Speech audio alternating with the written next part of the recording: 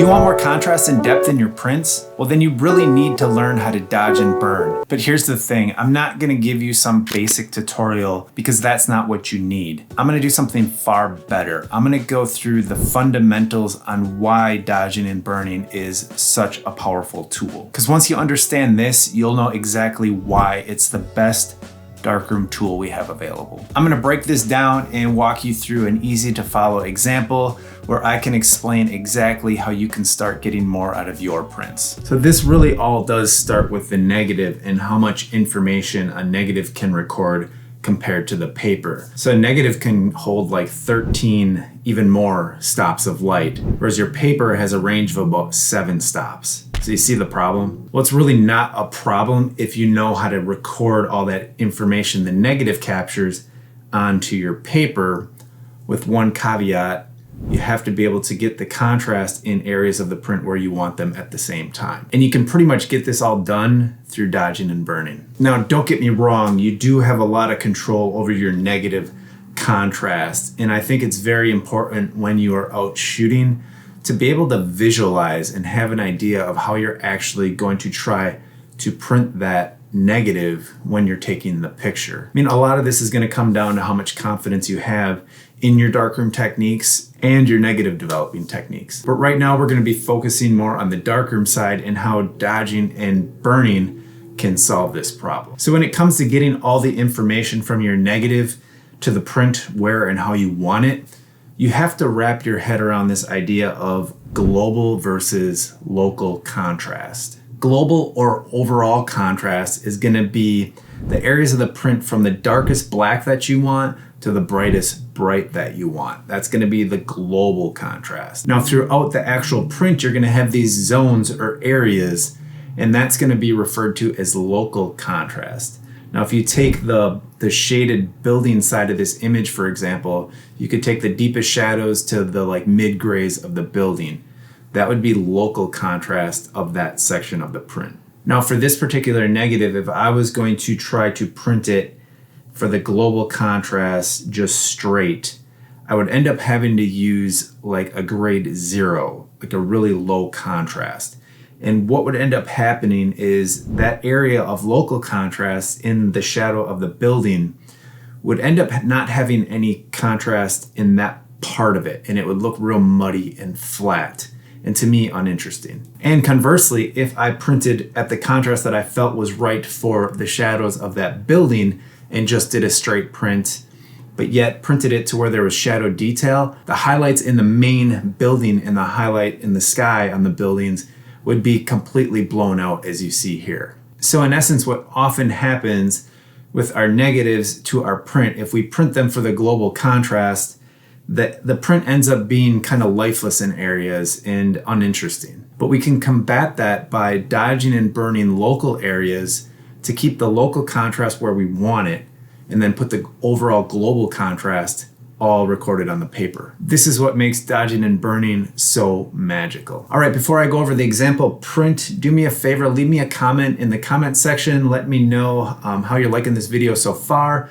And if you haven't, please subscribe so we can get the good word of darkroom printing out to more people. All right, so let's take a look at the negative and print that I'm working with here. And the negative, the overall contrast was pretty high, higher than I would have liked it to be, but I really didn't want to sacrifice the shadow and the local contrast in there, so I kind of just developed it as I normally would. Again, I visualized that I would be able to print that area, the areas that were going to blow out down in the darkroom. So then the real question is how did I plan on approaching printing it? Well, I started with a localized test strip on the trade building clock, and I mistakenly started with too high of a contrast filter. The grade was about 2.5. And when I looked at the test strip, I knew right away that that was too high of a contrast, but I was able to guess and judge that I needed about a 1.5, and I was able to guess the exposure correct for that area. So on my first test print, this is what I ended up with. And you can see the sky in the upper building just blew out. They're not even on the actual print. However, on a print with my lowest filter, like I explained before, it ends up making the print just lack punch anywhere. Like the whole thing just looks kind of low contrast and muddy. And in certain situations, like a low contrast look might work, but that's not what I was going for this picture. So in that first test strip, I really liked how the buildings looked. I liked a lot of the foreground. It was just that the upper end of it was blown out. So I decided to stay with that, the 1.5 filter, and then stuck to kind of my original plan, which I was gonna have to burn that upper area in. And then at the same time, there were some areas in the buildings and the bus on the left that were a little bit too dark. So I wanted to dodge those up. So by dodging that local area and burning in another local area, and then having the middle area kind of fall perfectly, the global contrast ends up aligning with all the local contrast where I wanted it. Then lastly, I did a dodge on the crosswalk. I really wanted to emphasize those leading lines leading in, and then I did a slight dodge on the lower building and street. Again, I wanted those leading lines of the vehicles and the crosswalk to kind of lead you in there and then up, and the street kind of just all like leads you in. And that was what I was going for. Then I did a bottom edge burn right below and then feathering in where I actually dodged the crosswalk, because I wanted to create some contrast and area of emphasis right there, because that's going to bring your eye kind of right to those lines and then start you in. So to do that, I did a lower edge burn. Then I also did a little bit of an upper edge burn just to get a little bit more density, because I do plan on very, very lightly sepia toning the highlights to give them just a hint of warmth, almost where you barely even notice it.